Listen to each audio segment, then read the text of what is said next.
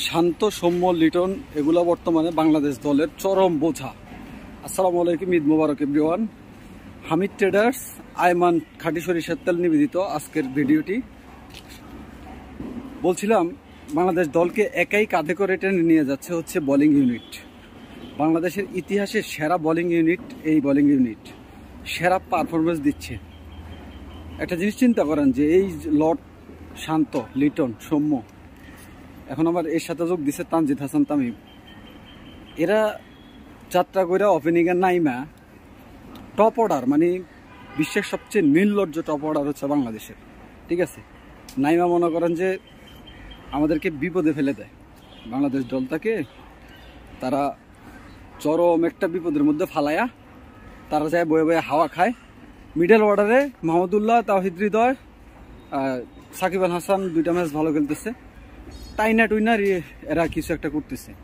এখন আমার প্রশ্ন হচ্ছে যে এদেরকে আর কতদিন বাংলাদেশ দল টানবে? অতি বিলম্বে সুপার এইটে আমরা গেছি আলহামদুলিল্লাহ। এই সুপার এইটে খেলার আগে আমাদের ওপেনিং চেঞ্জ করা উচিত।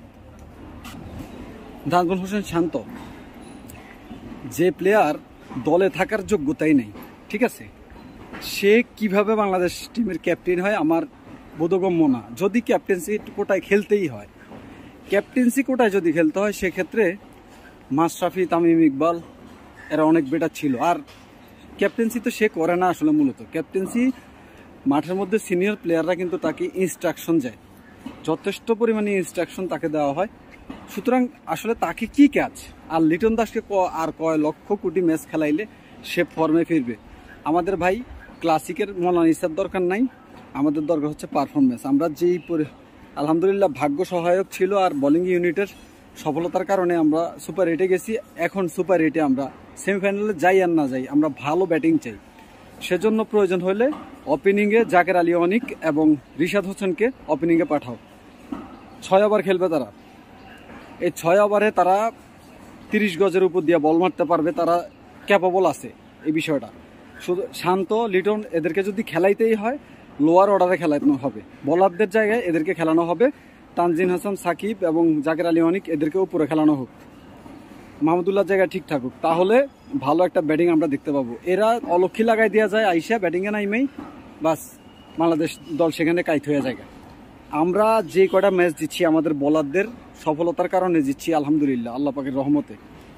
অথচ ক্রেডিট কেন নেবে নাজমুল হাসান শান্ত এবং হাতুরু সিং? এরা কেন ক্রেডিট নেবে? ক্রেডিট আমাদের বোলারদের ক্রেডিট। তারা যথেষ্ট। মুস্তাফিজুর রহমান, তানজিম হাসান, সাকিব, রিশাদ হোসেন, স্পেশালি এই 3জন বোলারের কথা বলতেই হয়। তাসকিন আহমেদ তো সাথে আছে, আমাদের স্পিড স্টার। সুতরাং বাংলাদেশ ক্রিকেট বাঁচাইতে হইলে শান্ত, লিটন, সৌম্য এদেরকে হটাও, এদেরকে অবশ্যই হটাইতে হবে। সবাইকে ঈদ মোবারক।